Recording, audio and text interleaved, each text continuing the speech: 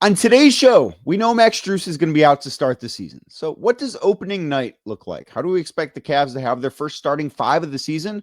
How does the rotation change? We'll talk about all that and so much more on today's edition of Locked On Cavs.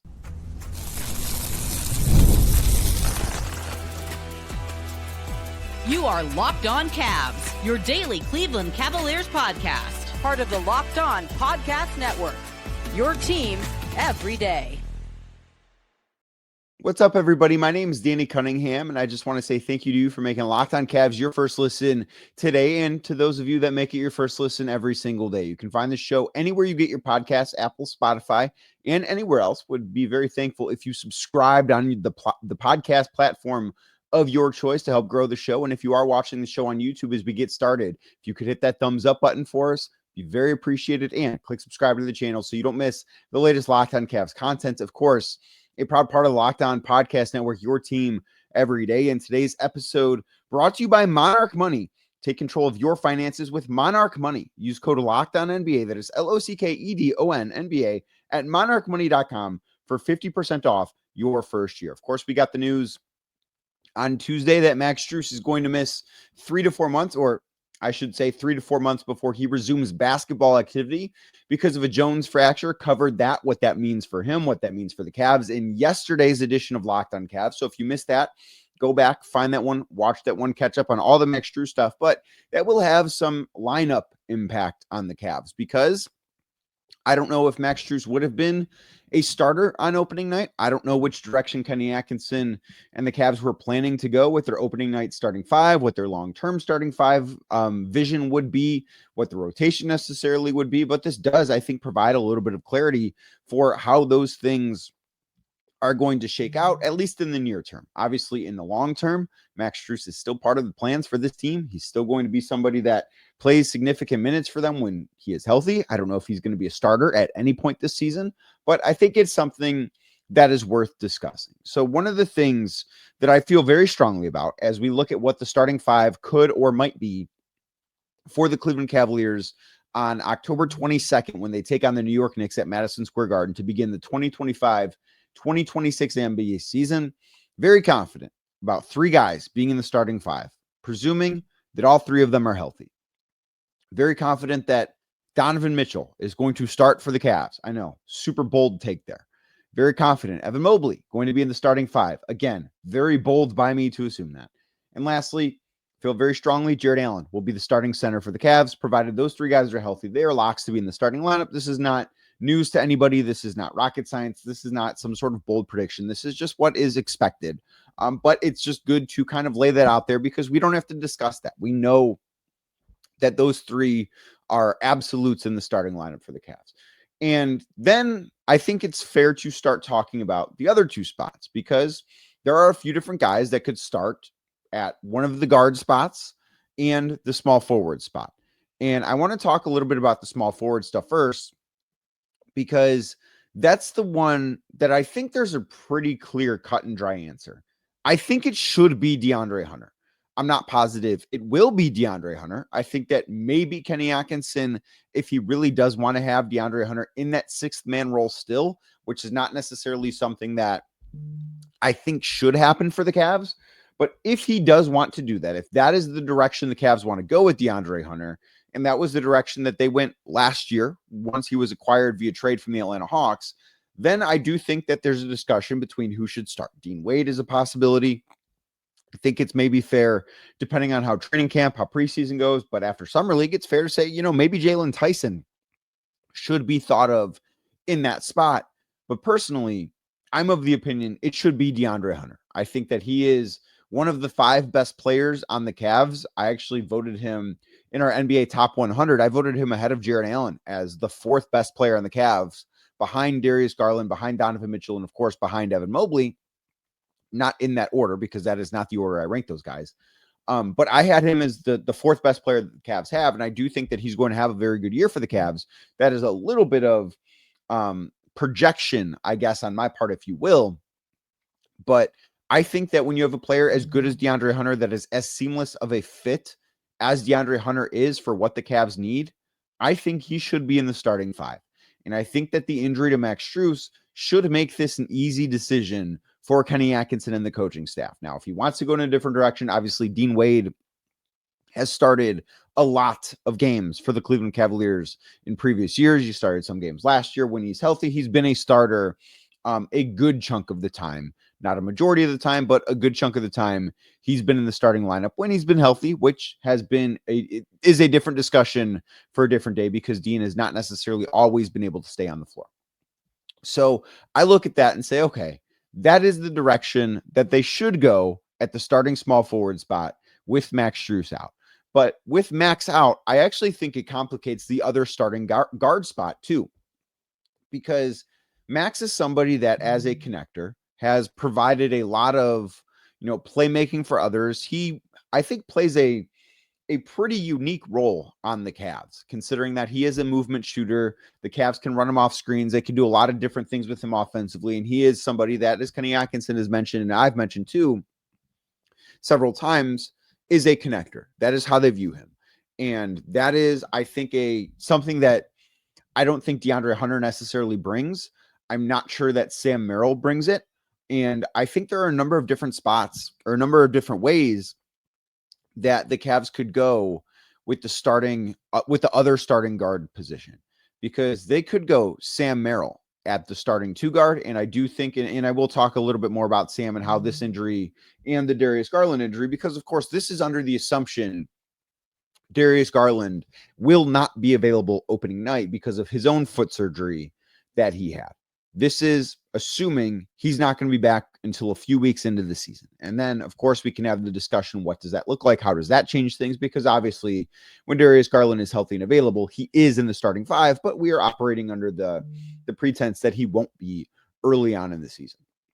So having Sam Merrill in the starting lineup certainly does replace some of the shooting, the movement shooting in specific, that the Cavs would be missing without Max Strus available, because he is the one that has that skill. I think he does that better than Max. I think that is why he signed the contract that he did, because movement shooting is such a valuable skill in the NBA.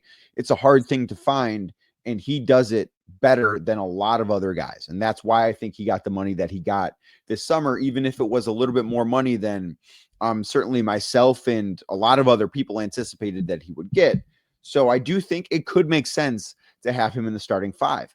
But then you start thinking, okay, well, that means Donovan Mitchell is going to be playing a lot of point guard. And we have seen Donovan, of course, at times throughout his career. And we can go back a couple of years to when Darius Garland was out with the fractured jaw and Donovan played point guard, maybe not quite full time, but a lot of the time he was the point guard for the Cavs. And that team in that stretch did a lot of really good things. They went on a really, really nice run without Darius, without Evan, because Donovan did so much. But in this season where the Cavs should be taking the long view, right? Like they should not be trying necessarily to just rack up wins in October and November and December. I do wonder if putting that much on Donovan Mitchell's shoulders early on in the season is the best way to go about things, because I look at this and say, well, Donovan needs to be at his very best in the postseason. If the Cavs want to get to where they want to go, they're going to need Donovan Mitchell, of course, to be a very, very big part of it when the postseason arrives. And this is something that maybe could take away from that. And that is the last thing that the Cavs should want to do. If they start Sam Merrill, you're not anticipating Sam being somebody that's going to handle the basketball. Of course, he's a solid passer and he is a decent connector, but he's not necessarily somebody that I view as a playmaker for other guys. I think Max is that.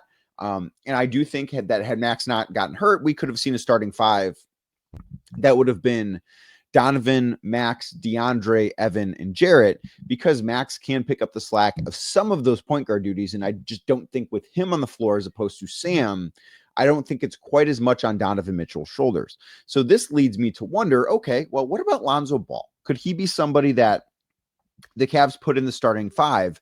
That, of course, comes with its own risks, because Lonzo has dealt with his fair share of injuries. I would imagine that Lonzo is going to, his minutes are going to be managed pretty carefully this year. I don't think he's going to play back-to-backs. I think they're going to want to kind of keep him around where Ty Jerome was in terms of a minutes load last season. But without Darius, without Max, I do think that the starting 5, and yes, More of this will certainly go on to Evan Mobley's shoulders as well, but I do think that this starting five could potentially be missing a little bit of playmaking. Now, if Lonzo is in that starting five, I think that absolutely goes away. I don't think that you are missing very much playmaking. I think that is actually one of the best defensive lineups the Cavs could put out there, where you have Lonzo Ball, Donovan Mitchell playing his natural two-guard position, DeAndre Hunter at the 3, Evan Mobley at the 4, and then Jarrett Allen at the 5. I think that is a really, really good starting 5 defensively. And of course, I think that's a lineup that should be great offensively. Anytime that Donovan Mitchell and Evan Mobley are on the floor together, that should just be a great offensive unit, because those two are awesome on that end of the floor, where Evan, of course, is also awesome defensively. But I think that is one way to sort of alleviate the burden on Donovan Mitchell, is play some of those minutes, maybe even starting games, with Lonzo Ball alongside of him. Of course, the Cavs are going to have to, while Darius Garland is out, probably rely on Craig Porter Jr. a little bit more. I would not anticipate him as a starting option in this situation. Although when Lonzo is out, if he is out for games, or if they're trying to manage his minutes, maybe he does get the starting nod a couple of times. Maybe that does make sense. I'm not sure that I'm quite there, but I think that pairing Lonzo and Donovan together, especially in these situations, could be something that helps to relieve some of the burden from Donovan Mitchell's shoulder. And the other way that I think they could do this, I don't think they will, but the other way I look at this is maybe Sam Merrill starts alongside Donovan and Lonzo, and DeAndre Hunter still comes off the bench. Now, Sam playing the 3 is not perfect, and I want to talk about this coming up in a second, but I think that playing him alongside Lonzo Ball is kind of a way to play him at the 3 while actually playing him at the 2. And we'll talk about the differences for Sam, and we'll talk about how that affects the Cavs coming up next right here on Locked On Cavs. Today's show is brought to you by Monarch Money. Did you know that most people can't name all of their financial accounts or even what they're worth, whether it's 401ks, properties, investments, all the above? People don't know what their full picture looks like. They don't know how much money they're worth. And when that happens, you can actually end up leaving money on the table. And that's why there's Monarch Money, because it is an all-in-one personal finance tool that brings your entire financial life together all in one clean, easy-to-use interface on your laptop or on your phone. And Monarch is built for people that have busy lives. I personally, very busy life. Monarch Money built for somebody exactly like me. So if you've put off organizing your finances, Monarch is for you. They do the heavy lifting for you, where you can link all your accounts in minutes, see clear data visuals, get smart categorization of your spending, and finally feel like you are in complete control of your money without ever having to touch a spreadsheet, because Monarch will handle all of that for you. So don't let financial opportunity slip through the cracks. Right now, you can use code LOCKEDONNBA at monarchmoney.com in your browser for half off your first year. Again, that is code LOCKEDONNBA, LOCKEDON NBA for 50% off your first year at Monarch Money. Again, code LOCKEDONNBA, so you can take in complete control of your finances with Monarch Money. Thank you again for making Locked On Cavs your first listen today and every day. Like I said earlier, you can find the show anywhere you get your podcasts, Apple, Spotify, or anywhere else. And Locked On does have an important request from you. They've put together a survey to learn more about what our listeners like, what they don't like, and of course, answer some questions about our advertising. So go to lockedonpodcasts.com/survey to get started. And everyone who completes the survey will be entered to win your chance to win one of 10 $100 Amazon gift cards. Again, that is lockedonpodcasts.com/survey. You can also find the link in the show notes or on the QR code on your screen right now if you're watching the show on YouTube. So one thing that I do think that the injuries at the start of the season the Cavs will be dealing with is I think it locks a couple of guys into positions where Sam Merrill, I think, is one of the guys that is affected by not only the Darius Garland injury, but also the Max Strus injury, where now I think he'll actually be playing more two guard, which is a spot I think he should be primarily playing than small forward. It's not to say he will be exclusively at one or the other, because that's not true. But last year, Sam played much more small forward than he played two guard. And of course, I am also counting here.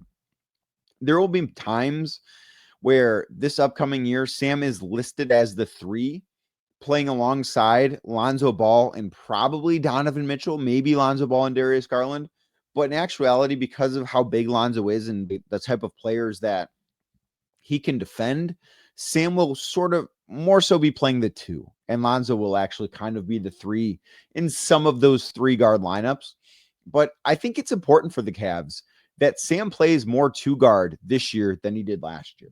So last year, Sam played a much bigger sample size at small forward. It was around 1,600 possessions at small forward, where him playing 2-guard was around 600 possessions. So that's a very big differential in sample size. But I do think it's worth noting that last year, and the Cavs were very good overall when Sam was on the floor. Last year when Sam played the 3, the Cavs outscored their opponents, and this is according to Cleaning the Glass. They outscored their opponents by 12.1 points per 100 possessions when Sam Merrill played small forward. Very, very good. That is very, very good across a pretty decent sample size of 1,600 possessions. Now, when Sam played the 2, of course, this is a much smaller sample size. The Cavs outscored their opponents by 16.3 points per 100 possessions. So for as good as they were when he played the small forward, when he played the position that he should be in, when he played his actual position, the Cavs were even better. Of course, this is not all solely because of Sam Merrill, but I do think that speaks to kind of just using him in the right role. And I think defensively, not having him defend as many wings as he was asked to defend last year, I think would be a good thing for him, not only when he's on the floor early, but I think in the long term, the Cavs will be better off having Sam defend smaller guys that are actually who he should be defending, guys that are playing his position as opposed to him playing a position up. It's not to say that Sam can't do it, because he certainly can, and we've seen that he can. But I do think that in the long term, playing Sam a little bit more at the shooting guard spot as opposed to the small forward position would be a good thing for the Cavs. And I do think that some of the injuries that they have, considering that both Darius, or I guess some combination of Darius and Donovan, like that's just going to shift around because Darius will, again, likely miss time to start the season. And Max Strus being 2 guys that at times play guard, obviously, because Max does too. I think that puts Sam a little bit more into that 2-guard role as opposed to somebody that's going to bounce back and forth. And I also think Lonzo Ball's addition makes that the case as well. And then the other positional thing that I think this does for the Cavs is I think it changes the way that we're going to view DeAndre Hunter. And last year, I think one of the biggest gripes that people had with Hunter and the way Kenny Atkinson deployed him not only was in or out of the starting lineup, because of course that was a big discussion. And I understand why. And I am on the side of DeAndre Hunter should be in the starting 5. But I think the bigger issue was that DeAndre Hunter played the 4 much more than he played the 3 last year. So according to Cleaning the Glass, from the time Hunter arrived on the Cavs through the end of the regular season, played just over 1,000 possessions at power forward. In those possessions, the Cavs outscored their opponents by exactly 9 points per 100 possession, which is very, very good.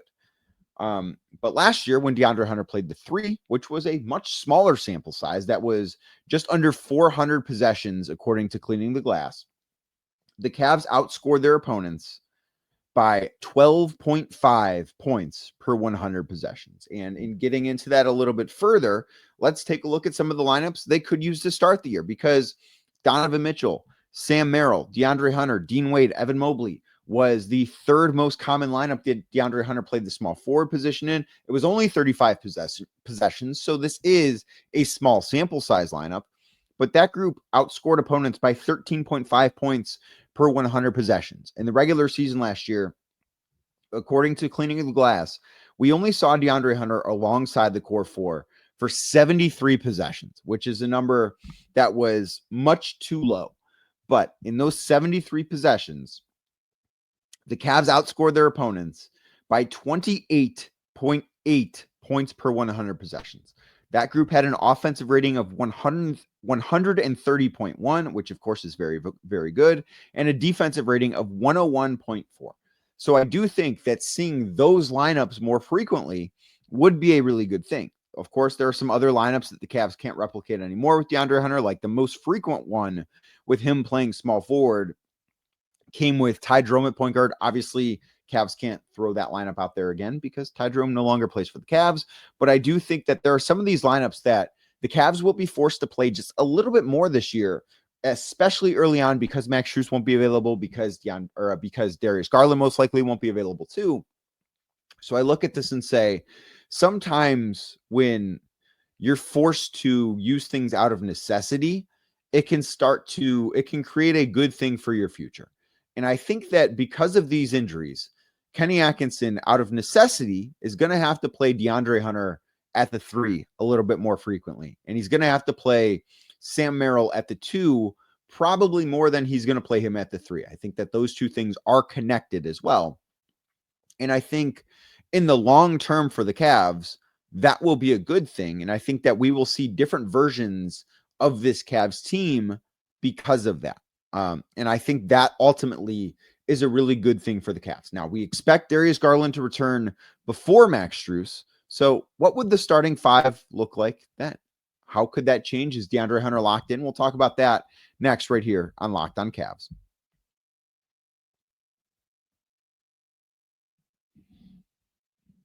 Thank you again for making today's edition of Locked on Cavs your first listen or watch. And if you are watching the show on YouTube, do us a favor, hit that thumbs up button for us, click subscribe, and hit that notification bell so you don't miss the latest Locked on Cavs content. Of course, you're a proud part of the Locked on Podcast Network. Now, of course, we expect Darius Garland to return from his foot injury before we expect Max Strus to return from his foot injury. As I talked about the timelines on yesterday's show, don't necessarily want to rehash that. There is a small chance that if the recovery for Darius Garland takes longer than expected and the recovery for Max Strus does not take as long as expected, we could see Max before we see Darius, but I would bet against that happening.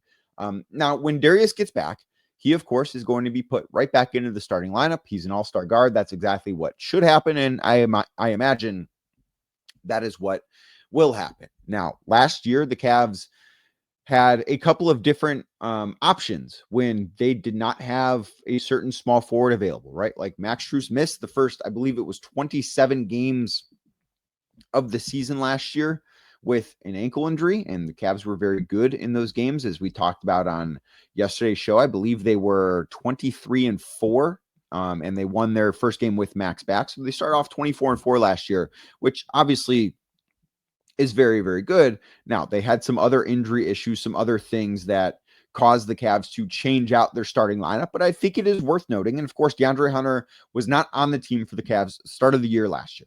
But opening night last year, the Cleveland Cavaliers, in a 136-106 win over the Toronto Raptors, their starting 5 was Darius Garland, Donovan Mitchell, Evan Mobley, Dean Wade, and Jarrett Allen. Of course, don't expect this to be the starting 5 on opening night because I don't expect Darius to be available.